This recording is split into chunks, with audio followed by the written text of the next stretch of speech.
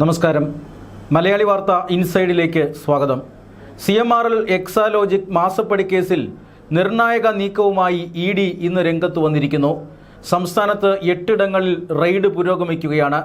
ഇതിൽ ഏറ്റവും പ്രധാനപ്പെട്ട റെയ്ഡ് നടക്കുന്നത് മുൻ മന്ത്രി മുഹമ്മദ് റിയാസിൻ്റെ വീടുകളിലാണ്. മുഹമ്മദ് റിയാസ് ഈ കേസിലെ പ്രധാനപ്പെട്ട പ്രതി വീണ വിജയൻ്റെ ഭർത്താവാണ്. മാത്രമല്ല, അദ്ദേഹം പിണറായി വിജയൻ എന്ന മുൻ മുഖ്യമന്ത്രിയുടെ മരുമകനും മുൻ പൊതുമരാമത്ത് വകുപ്പ് മന്ത്രി കൂടിയാണ്. അദ്ദേഹത്തിൻ്റെ വീട്ടിലടക്കമാണ് ഇപ്പോൾ പരിശോധന പുരോഗമിക്കുന്നത്. നേരത്തെ ECIR രജിസ്റ്റർ ചെയ്യുന്നതിന് മുമ്പ് ED പ്രാഥമികമായ ചില പരിശോധനകൾ ഈ കേസിൽ നടത്തിയിരുന്നു. തുടർന്ന് 2 വർഷങ്ങൾക്ക് ശേഷമാണ് കേസിൽ അന്വേഷണം ആകാമെന്ന് കോടതി EDക്ക് അനുമതി നൽകിയത്. പ്രതികൾ ഈ ഹർജി നൽകിയതിനെ തുടർന്ന് ED അന്വേഷണം 2 വർഷത്തോളം തടസ്സപ്പെട്ടിരുന്നു. ഹൈക്കോടതി വിധിയെ തുടർന്നാണ് ED വീണ്ടും അന്വേഷണം പുനരാരംഭിച്ചത്. അന്വേഷണം പുനരാരംഭിച്ച ഉടൻ തന്നെ നിർണായകമായ റെയ്ഡുകൾ അന്നും ED നടത്തിയിരുന്നു. പിണറായി വിജയന്റെ തിരുവനന്തപുരത്തെയും കണ്ണൂരിലെയും വീടുകൾ, മുൻമന്ത്രി മുഹമ്മദ് റിയാസിന്റെ കോഴിക്കോട്ടെ കുടുംബ വീട് അടക്കം 12 ഇടങ്ങളിലാണ് അന്ന് റെയ്ഡുകൾ നടത്തിയത്. നിർണായകമായ വിവരങ്ങൾ ആ റെയ്ഡുകളിൽ ലഭിച്ചു എന്നാണ് സൂചന. പിന്നീട് ഈ കേസിലെ മുഖ്യപ്രതിയും മുൻ മുഖ്യമന്ത്രി പിണറായി വിജയന്റെ മകളുമായ വീണ വിജയനെ 2ലേറെ തവണ ചോദ്യം ചെയ്തിരുന്നു. ഈ റെയ്ഡുകൾ പുരോഗമിക്കുമ്പോൾ തന്നെ വീണ വിജയനെ ചോദ്യം ചെയ്തു.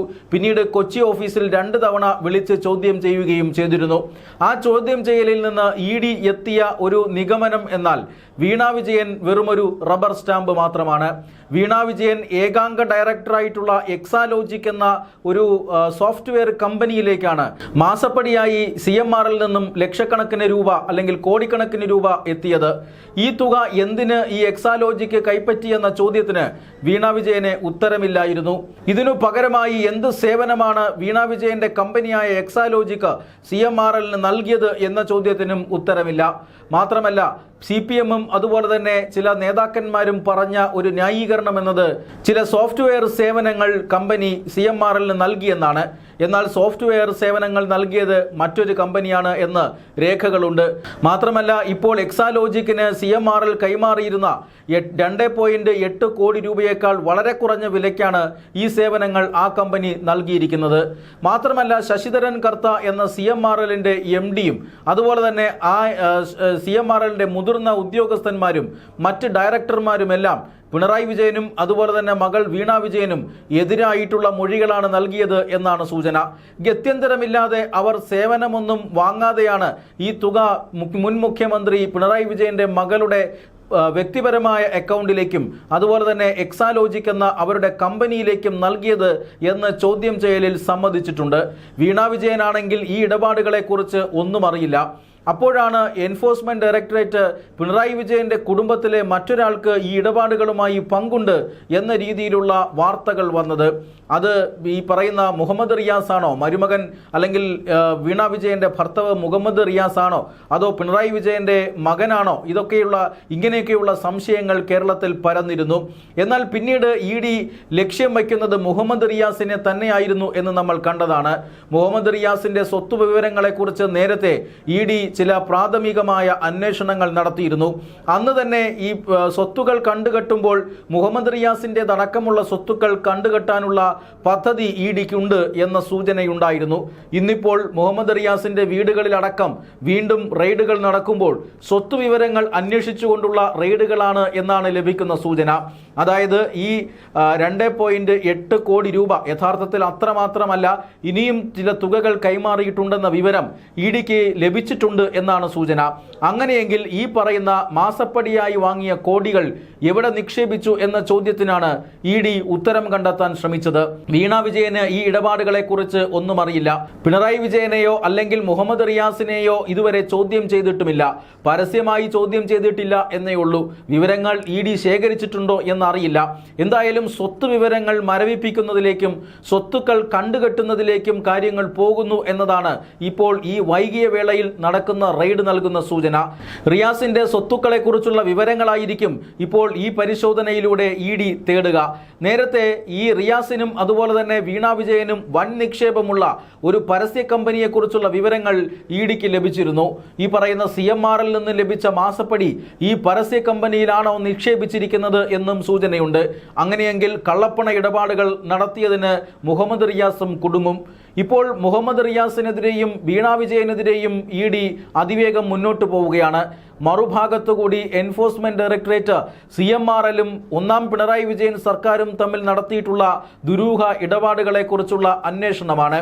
ഇതിനെല്ലാം ഉത്തരം ലഭിച്ചാൽ എന്തിനാണ് കോടിക്കണക്കിന് രൂപ മുൻ മന്ത്രി പിണറായി വിജയന്റെ മകളുടെ അക്കൗണ്ടിലേക്ക് CMRൽ നൽകിയതെന്നും ആ തുക ഉപയോഗിച്ച് എന്താണ് ഈ പറയുന്ന വീണ വിജയനും അവരുടെ ഭർത്താവും ചെയ്തതെന്നും എത്ര രൂപയുടെ കള്ളപ്പണമാണ് വെളുപ്പിച്ചതെന്നും ഈ പറയുന്ന കോടിക്കണക്കിന് രൂപയുടെ മാസപ്പടിക്ക് പകരമായി ഒന്നാം പിണറായി വിജയൻ സർക്കാർ എന്ത് സേവനമാണ് ഈ CMRലിന് ചെയ്തു കൊടുത്തത് എന്നൊക്കെയുള്ള വിവരങ്ങൾ EDക്ക് ലഭിക്കാനുള്ള സാധ്യതയുണ്ട്. നിയമപരമല്ലാത്ത ഇളവുകൾ ഈ CMRലിന് നൽകിയിട്ടുണ്ട് എന്നാണ് സൂചന. മറ്റൊരു പ്രധാനപ്പെട്ട കാര്യം എന്നത് CMRൽ കേവലം ഒരു കമ്പനിയല്ല, സർക്കാരിന് സ്റ്റേക്കുള്ള കമ്പനിയാണ്, സർക്കാരിന് ഓഹരി പങ്കാളിത്തമുള്ള കമ്പനിയാണ്.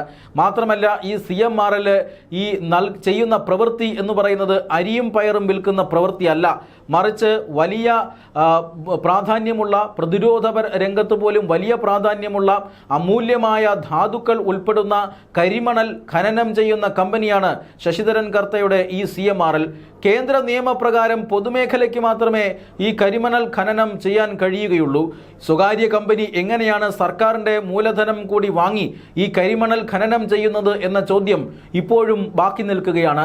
കേരളത്തിൽ ആരും ചർച്ച ചെയ്യാത്ത വിഷയവും അതുതന്നെയാണ്. എന്തായാലും ഈ CMRലുള്ള ഓഹരി പങ്കാളിത്തം കേരള സർക്കാർ എന്തുകൊണ്ട് ഇതുവരെ പിൻവലിക്കുന്നില്ല എന്നുള്ളതും വളരെ പ്രധാനപ്പെട്ട ചോദ്യമാണ്. CPIMലെ പിണറായി വിജയനും വീണ വിജയനും മാത്രമല്ല CMRൽ മാസപ്പടി നൽകിയിട്ടുള്ളത്, മറ്റ് നേതാക്കന്മാർക്കും പാർട്ടികൾക്കുമെല്ലാം CMRൽ മാസപ്പടി നൽകിയിട്ടുണ്ട്.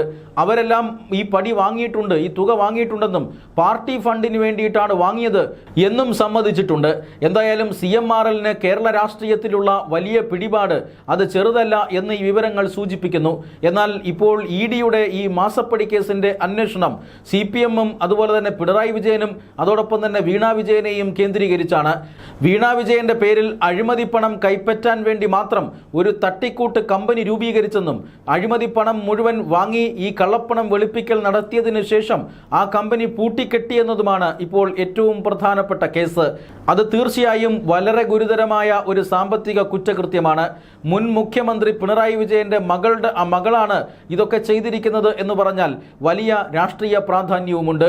അതുകൊണ്ട് തന്നെ വൻ രാഷ്ട്രീയ പ്രാധാന്യമുള്ള കേസിൽ വളരെ ജാഗ്രതയോടുകൂടിയാണ് ED അന്വേഷണം മുന്നോട്ട് പോകുന്നത്. 2 വർഷത്തോളം മുടങ്ങിക്കിടന്ന ED അന്വേഷണം അതിവേഗതയിൽ കൊണ്ടുപോകാനാണ് EDയുടെ കേന്ദ്ര നേതൃത്വത്തിൽ നിന്ന് ലഭിച്ചിരിക്കുന്ന നിർദ്ദേശം. അതനുസരിച്ചിട്ടാണ് ഇപ്പോൾ വീണ വിജയൻ അടക്കമുള്ളവരെ ചോദ്യം ചെയ്തതും വീണ വിജയൻ ചോദ്യം ചെയ്യലിൽ നിന്നും ഒഴിഞ്ഞു മാറാൻ ശ്രമിച്ചപ്പോൾ അവരെ കുരുക്കി വീണ്ടും വീണ്ടും ചോദ്യം ചെയ്യലിന് എത്തിച്ചതെല്ലാം നമ്മൾ കണ്ടതാണ്. ഇപ്പോൾ കേസ് അന്വേഷണം വീണ വിജയനിൽ മാത്രം ഒതുങ്ങുന്നില്ല എന്നുള്ളതാണ് ഏറ്റവും പ്രധാനപ്പെട്ട കാര്യം. അവരുടെ ഭർത്താവും മുൻ മന്ത്രിയുമായ മുഹമ്മദ് റിയാസിലേക്ക് കാര്യങ്ങൾ പോകുന്നു. മുഹമ്മദ് റിയാസിന്റെ സ്വത്ത് വിവരങ്ങളടക്കം തേടിയുള്ള പരിശോധനയും റെയ്ഡുമാണ് ഇപ്പോൾ നടക്കുന്നതെന്നാണ് സൂചന.